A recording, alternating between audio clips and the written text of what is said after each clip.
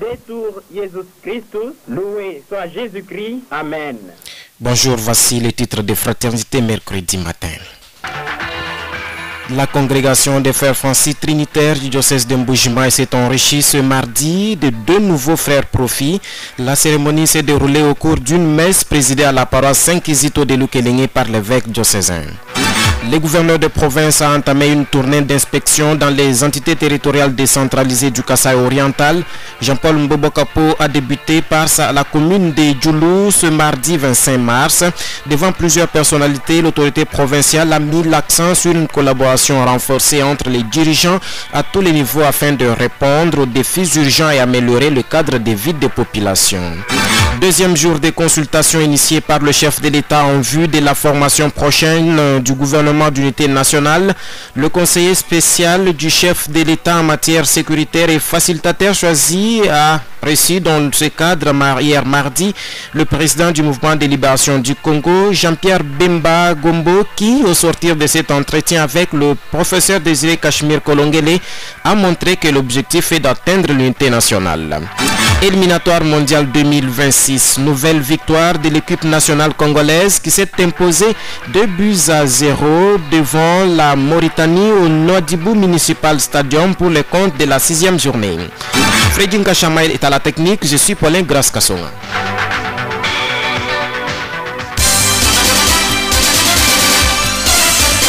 Radio Télé Fraternité, c'est l'actualité à la vitesse du monde. L'actualité à la vitesse du monde, nous la débutons par la page diocésaine. C'était en la fête de l'Annonciation de l'Ange à Marie que 2 frères Francis Trinitaires ont émis leur premier vœu reçu par le père Augustin Fernand Mouloaï, supérieur général de cette congrégation au diocèse de Mbuji-Mayi. La cérémonie était présidée à la paroisse Saint-Kizito de Lukelenge par l'évêque diocésain, Monseigneur Emmanuel Bernard Kassanda, au cours d'une célébration eucharistique concélébrée par 24 prêtres, parmi eux ces 2 vicaires généraux, Monseigneur Grégoire Chimena et Jacques Kabengele. Dans son sermon, l'ordinaire du lieu a attiré l'attention des fidèles présents à cette célébration sur les caractéristiques étonnantes de la Vierge Marie lors de l'annonce lui faite par l'ange Gabriel sur la conception et la naissance du Fils de Dieu. D'abord, le Dieu donne une réponse positive à l'ange, la disponibilité et l'obéissance, alors que Marie dit qu'il me soit fait selon ta parole. On écoute. Lelo chibilwekie cha bukenji bwa mwanjelo nchibelu cha eyowa wakayikutontolola wakayijitontolola uji mari mwikala wandamuna nenda mwanjelo uji mfumu mutuma mukenji wa mfumu jandamuneji jakayutontolola kijitu jitufanyije ni ja ebugwina ubumwikala eyowa tatu Yesu Kristo uji ubwela mu bantu betwemu ne ufetangana uji jitaba ja marine yo wa Maria bwakumona mwakwambile bukwafanuni bije mukulo munanga bantu benda ni munanga yonswa kutuji jinanga jijikaji mikalo jinanga jilelela jusuka kaniji ja Maria jijikala jitusakate tufetu lelo bwakumona mushindu jiso janje mukulo jikumbana ubantu kabiyi bya benzeja kaje tumonani nje janda munabya kujibikira janje mukulu jiji tufikisha fetu bwa kwikala jiba jonsu basuka kana bwa kumwana bwa kufikisha mujimu wa lupandu munda mwetu ne kabiji o nyumilukilu wetu mujima. Monseigneur Emmanuel Bernard Kassanda a également fait savoir que le oui de Marie avait des conséquences positives, celles de sauver l'humanité et de recréer la nouvelle créature. Au moment de vœux, le frère Jean Bosco Ndonda et Olivier Marie Mpoyi ont promis à Dieu la chasteté, l'obéissance et la pauvreté. Avant la bénédiction finale, le père évêque Monseigneur Emmanuel Bernard Kassanda a donné des conseils aux 2 jeunes profits d'imiter Marie dans la simplicité, la disponibilité et le respect de leurs engagements de séjour. Deuxième titre de cette édition, le gouverneur de province Jean-Paul Mbobokapo a entamé ce mardi 25 mars 2025 sa mission d'itinérance dans les entités urbaines, territoriales et locales du Kasaï oriental. Première étape, la maison communale de Djoulou où il a tenu un meeting populaire devant les agents et cadres de cette municipalité ainsi que quelques habitants amassés pour la circonstance. L'autorité provinciale a justifié le choix en premier lieu de Djoulou en sa qualité de commune pilote, siège des institutions publiques et privées. Le gouverneur de province a sensibilisé les habitants de Djoulou à l'assainissement du milieu de vie en entretenant les avenues, les parcelles résidentielles et les installations hygiéniques. Jean-Paul Mbobo Kapo a annoncé la création et la mise en place prochaine d'un service provincial d'assainissement du milieu parmi les actions de son gouvernement. Concernant la problématique sécuritaire, le chef de l'exécutif provincial a insisté sur la collaboration de tous et faire rapport de tout cas suspect, de la population en passant par le chef de cellule, le chef des quartiers, le bourgmestre des communes, le maire de la ville jusqu'au gouverneur de province. D'ailleurs, un conseil communal de sécurité a été annoncé sous l'égide du ministre provincial de l'Intérieur. Bien avant, le bourgmestre de la commune de Djoulou avait salué l'approche des proximités utilisée par le gouverneur pour se rassurer des conditions de fonctionnement des entités de sa juridiction. Ben Kabaon Lukoji a indiqué que Djoulou compte 29 quartiers répartis sur une superficie de 8 km², 8,20 km². La commune compte environ 500 000 habitants et regorge une trentaine de services techniques. Malgré les contraintes budgétaires, la municipalité a initié la construction en cours d'un bâtiment administratif. Le bourgmestre a évoqué aussi le problème des ravins qui menacent son entité. Le gouverneur de province en a visité deux en pleine progression, autant pour moi, suite aux récentes pluies. Le ravin non loin de la paroisse catholique Mbagatuzinde et la parcelle Kalamba Kaoyuda au niveau de Chikila menacé d'effondrement. Un motif de joie pour les habitants de ce coin qui ont vivement salué le passage de l'autorité provinciale. Le gouverneur Jean-Paul Mbobo Kapo a profité de sa mission d'itinérance à Djoulou pour visiter l'agence de la Caisse nationale de sécurité sociale des agents publics SENSAP en Mbuji-Mayi et se rendre compte de l'opérationnalisation des services après inauguration en février dernier par le ministre national de la fonction publique. 7 morts, nombreuses habitations écroulées, plusieurs cas de traumatisme, c'est le bilan provisoire établi par le gouvernement provincial après le pluie diluvienne tombée le samedi et le dimanche dernier à Mbuji-Mayi. Une commission de crise a été mise en place pour évaluer les dégâts humains et matériels causés par la catastrophe naturelle. Une réunion a réuni autour du gouverneur de province ce mardi le ministre des Affaires humanitaires et Solidarité nationale, le ministre des Infrastructures et Travaux publics, le directeur provincial de l'Office des voiries et drainages OVD et le chef des divisions provinciales des actions humanitaires. D'après le ministre Daniel Kazadjichi Lumbayi des actions humanitaires, l'air est à l'identification des sinistrés et l'évaluation des dégâts enregistrés. Des mesures ont été prises à court terme pour la prise en charge des cas de traumatisme. Plusieurs familles sont sans abri. Il y a eu autant de décès. Jusqu'à là, nous sommes autour de 7. Avant qu'on arrive ici, autour de 7 décès. Et nous avons aussi identifié autant de cas de traumatisme, en fait, de cas d'entorse, de luxation, de fractures et même des cas de blessures. De manière urgente, c'est d'abord la prise en charge de tous ces cas de traumatisme. La prise en charge est en cours. Et aussi, nous sommes en train d'identifier pratiquement les différentes familles qui doivent en fait bénéficier d'un quelconque appui. Et son Excellence des ITPR l'a dit, nous devions en fait tendre la main en fait, au niveau national pour que le ministère des Actions humanitaires au niveau national puisse en fait nous soutenir dans ce qui doit être présenté comme en fait, situation de manière exhaustive.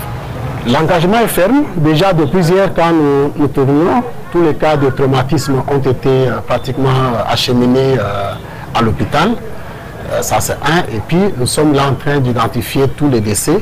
Et je crois que dans les prochaines heures, il y aura une décision tout à fait exhaustive concernant tous les cas de décès pour leur enterrement.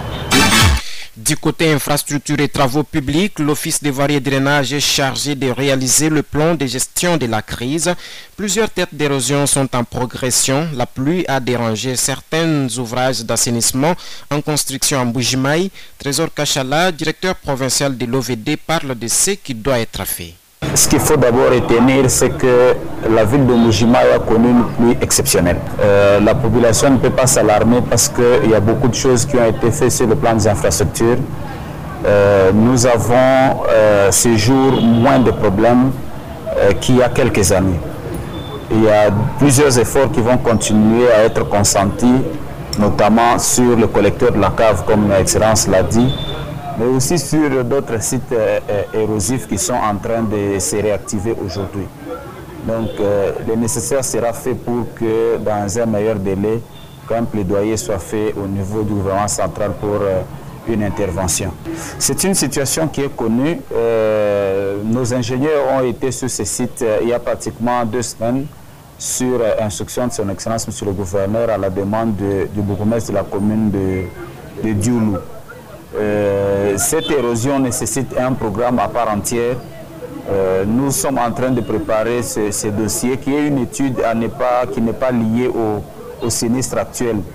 Cette intervention va demander beaucoup plus de moyens, de ressources. Nous y travaillons. Autre chose dans Fraternité Matin, le gouverneur de province Jean-Paul Mbobokapo, au nom de son gouvernement, organise à partir de ce mercredi 26 mars 2025 une journée de sensibilisation de la population est-kassaïenne au paiement de l'impôt foncier et celui sur le revenu locatif pour l'exercice 2025-2026 en cours.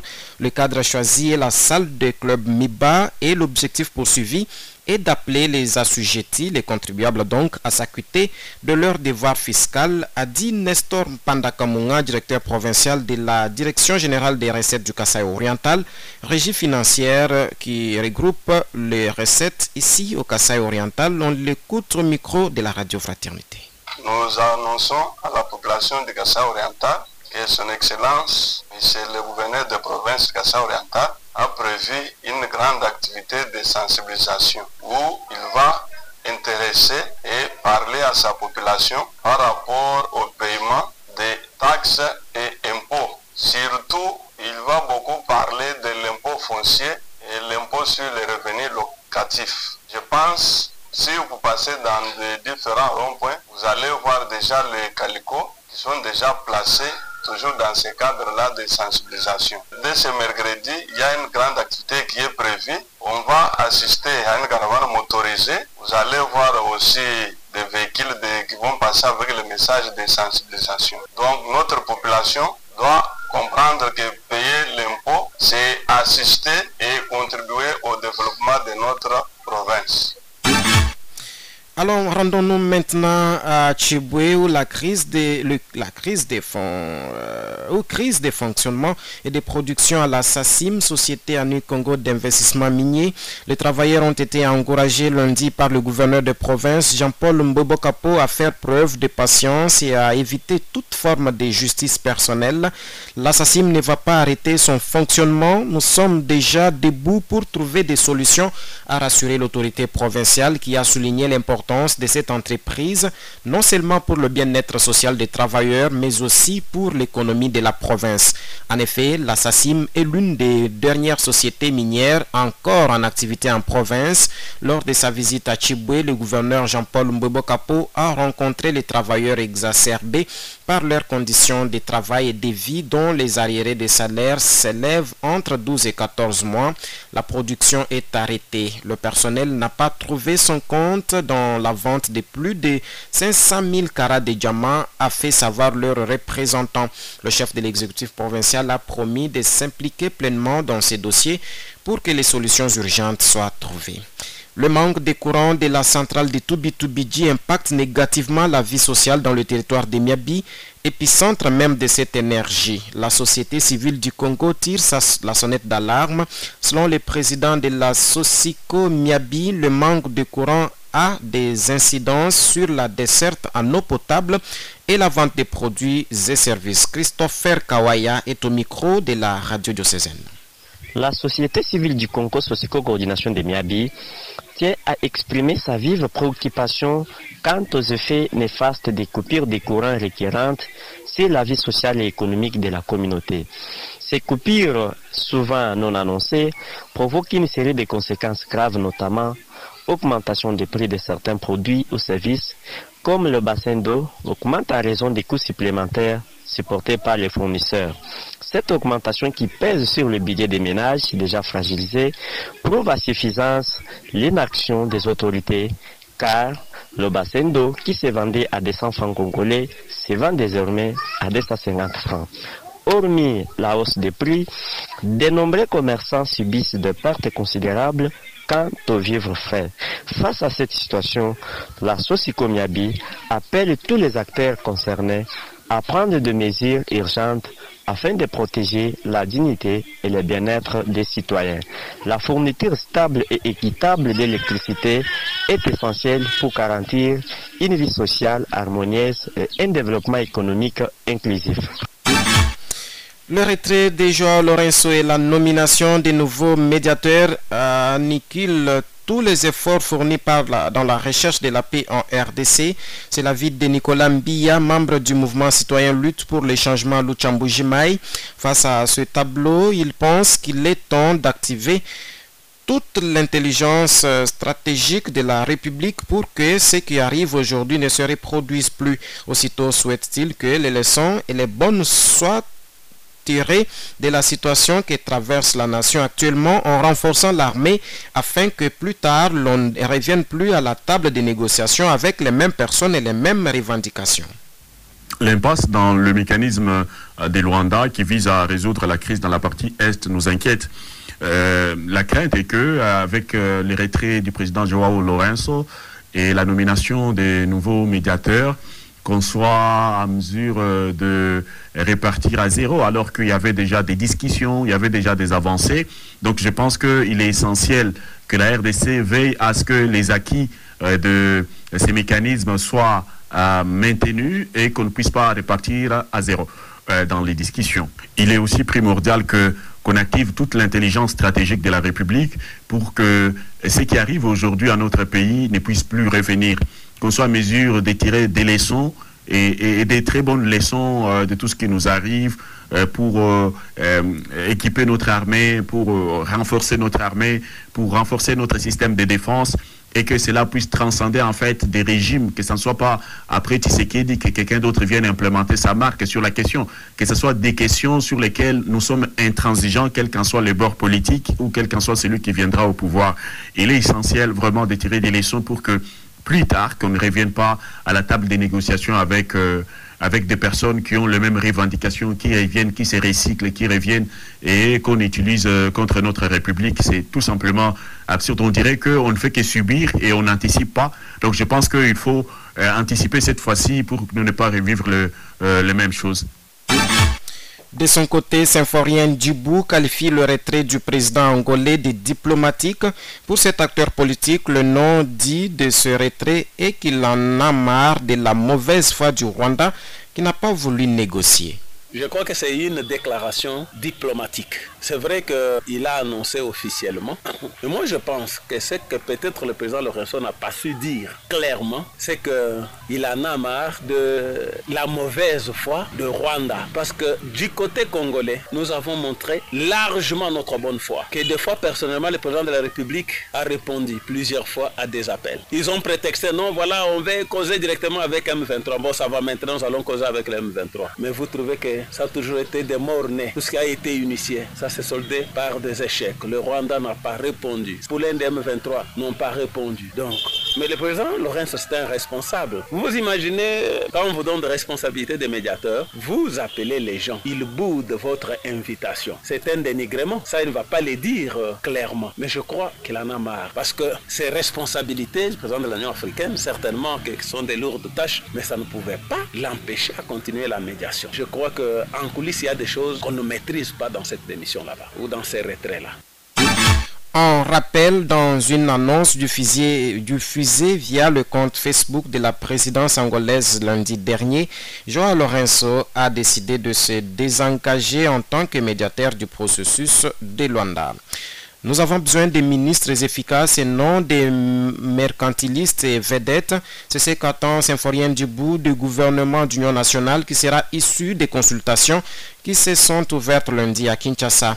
Pour cet acteur politique du Kasaï oriental, face à la crise sécuritaire qui traverse le pays, la formation du gouvernement ne doit pas avoir pour viser le partage des gâteaux.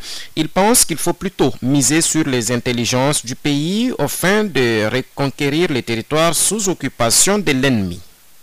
Nous, de notre part, nous estimons qu'il y a un gouvernement d'union nationale, mais dont les critériums de sélection se basent sur l'efficacité. L'efficacité. Ça ne sert à rien de favoriser les gens au nom de leur regroupement politique, au nom de leur appartenance géographique. Non, nous avons besoin de gens capables de sauver le Congo. Nous sommes un pays en guerre. Nous n'avons pas besoin des ministres, artistes ou vedettes, des gens qui viennent là pratiquement pour chercher de l'argent, des gens qui occupent des ministères, qui se battent matin, midi, soir pour participer à ce gouvernement pour des raisons mercantilistes. Non, nous avons besoin de gens efficaces, capables de sauver le Congo en guerre, capables de relever les défis, capables de prouver à la face du monde que le Congo a encore des intelligences. Donc, au fond, c'est ça. S'il y en a qui pensent qu'en imaginant mettre sur pied un gouvernement d'union nationale, c'est une porte ouverte pour avoir le travail, c'est pas une porte d'emploi qui est ouverte pour favoriser les gens. Ici, je m'imagine que ce serait un gouvernement de combat. Parce que nous sommes un pays en guerre, ce serait un gouvernement de combat. C'est un gouvernement où les ministres doivent avoir des manches pratiquement pliées, retroussées parce qu'ils sont debout, pas un gouvernement de dormeurs. Donc nous pensons que ce n'est pas le partage des gâteaux, ce serait un gouvernement de combat parce que nous sommes un pays en guerre. Ça doit être un gouvernement de travailleurs, un gouvernement basé sur l'efficacité des animateurs. Pour sa part, Nicolas Mbia, militant du mouvement citoyen Lutte pour le changement, ces consultations constituent une tentative de discussion entre les acteurs importants de la vie politique pour essayer de trouver des solutions durables. Mais il révèle que ces discussions se déroulent dans des conditions qui frisent la méfiance suite au non-respect de certains accords politiques par le chef de l'État. Face à la réticence de certains acteurs politiques, il pense qu'il faudrait transcender les égos pour trouver les solutions durables à la crise. Ces débuts de discussions se déroulent dans des conditions qui frisent la méfiance parce qu'on sait que le président de la République est réputé comme quelqu'un qui ne respecte pas les accords. On a vu pas mal d'accords politiques dans 6 ans qui n'a pas été en mesure de tenir, parfois pour des raisons expliquées parce que nous, on a appuyé les hold-up politiques, la séparation avec Kabila et par la suite, il y a également d'autres accords qui n'ont pas été respectés. De ces faits, il y a des acteurs qui sont méfiants. On voit par exemple les camps d'autres acteurs comme Martin Fayoulou, Moïse Katumbi, Delis et Sanga qui restent méfiants par rapport à ce qui se passe avec raison. Mais je pense qu'il faut après tout transcender les égos pour trouver des solutions durables à la crise parce qu'il faut que tout le monde contribue et il n'est pas vraiment indiqué que ça soit un moment où on fait valoir les couleurs politiques. En ces temps, il faut vraiment faire appel à son profond sens de patriotisme. Mais je comprends la méfiance, je comprends la réticence de certains acteurs. Il faut qu'ils trouvent les assurances et ça, il appartient au président d'en donner en fait. Parce que avec les discours de certains acteurs qui frisent la division, je pense que ça ne pourrait pas rassurer. Donc il faut aujourd'hui avoir un discours conciliant qui met tous les acteurs ensemble pour trouver une solution négociée. Avant de prendre la page nationale, prenons d'abord ce communiqué sous le haut patronage du gouverneur des provinces du Kasaï oriental. Le département de chirurgie des cliniques universitaires de Mbuji-Mayi, en collaboration avec les chirurgiens autant pour moi venus du Canada, invite les patients avec fente la biopalatine à venir se faire soigner gratuitement. Cette campagne de réparation gratuite des fentes la biopalatine se déroule aux cliniques universitaires de Mbuji-Mayi du 7 au 12 avril prochain. Le transport aller-retour sera assuré pour le patient et son accompagnateur résidant en dehors de la ville de Mbuji-Mayi. Pour tout renseignement, contactez le numéro suivant 085 145 64 66. À défaut, se présenter aux cliniques universitaires de Mbuji-Mayi du 7 au 12 avril 2025. Fait à Mbuji-Mayi le 6 mars 2025, professeur Dr Ngandou Chilunda Joseph, médecin directeur. Poursuite des consultations des acteurs politiques dans le cadre de la formation du gouvernement d'union nationale et la visite de la ministre d'État des Affaires étrangères au Burundi constituent nos nouvelles sur le plan national. RTF. L'actualité, c'est nous. Le secrétaire général de l'UDPS Tshisekedi a accordé une interview à la presse hier mardi à Kinshasa après avoir conduit la délégation de son parti aux consultations pour le gouvernement d'union nationale. Il a réaffirmé que son discours n'a pas changé. Il a également rappelé que lorsqu'il avait été reçu comme membre du présidium de l'Union sacrée de la nation, l'échange avait porté sur la nouvelle formule de composition de ce gouvernement. Selon Augustin Kabuya Chilumba, certains membres du présidium se sont plaints de certaines choses. Il leur enseigne que lui, en tant que responsable de la famille politique du chef de l'État, se voit obligé de prendre le même angle que ses frères du présidium pour qu'il ait la paix. Dans le même cadre, Jean-Pierre Bemba Gombo, président du mouvement de libération du Congo, MLC, a été reçu ce mardi 25 mars par le conseiller spécial du président de la République, Désiré Cachemire Kolongele Berandé. À l'issue de cette rencontre, le vice-premier ministre des Transports et des communications a souligné les priorités qu'il a mises en avant, dont la cohésion nationale et la libération des populations des deux Kivu qui vivent sous l'emprise de l'ennemi. Bien que les détails spécifiques des propositions formulées par Jean-Pierre Bemba Gombo n'aient pas été divulgués, sa déclaration met en lumière les enjeux majeurs qui devront être abordés par la prochaine équipe gouvernementale. Signalons que ces consultations démarrées lundi 24 mars dernier s'inscrivent dans le cadre de la formation prochaine du gouvernement d'union nationale. La ministre d'État des Affaires étrangères, coopération internationale et francophonie a été reçue ce mardi 25 mars au Burundi par le président Evariste Ndayishimiye. Selon une dépêche du ministère des Affaires étrangères, cette visite de Thérèse Kaikwamba Wagner dans ce pays de la sous-région des Grands Lacs a constitué un moment décisif dans le renforcement des relations entre la République démocratique du Congo et son voisin le Burundi. Cette source indique que la chef de la diplomatie congolaise a porté le message de solidarité et de reconnaissance du président Félix Tshisekedi envers le peuple et le gouvernement burundais. La même source ajoute par ailleurs que Thérèse Kaikwamba Wagner a également insisté sur l'importance de renforcement des relations bilatérales au-delà des crises actuelles qui affectent les deux pays. La même dépêche a également fait savoir que lors de cette visite, la ministre d'État a mis en avant la volonté de son pays de renforcer ses liens avec les Burundis à travers une coopération durable. Elle a également effectué une visite à l'ambassade de la RDC à Bujumbura où elle a eu des échanges constructifs avec les diplomates congolais en poste au Burundi ainsi qu'avec les Congolais travaillant au sein d'organismes internationaux dont notamment le PNUD, le HCR et le CEPGL. En sport, pour terminer complètement ces journaux, les Léopards de la RDC ont battu ce mardi 25 mars à Nouadhibou les Mourabitoun de la Mauritanie lors de la 6e journée des éliminatoires de la Coupe du Monde 2026 sur le score de 2-0. Le premier but congolais est arrivé dès la 4e minute par Charles Piquel. Le score était resté le même jusqu'à la pause et à la reprise, la Mauritanie accentue la pression dans le camp congolais sans succès. Les Léopards ne font pas la pression mais laissent aux Mauritaniens l'initiative du jeu.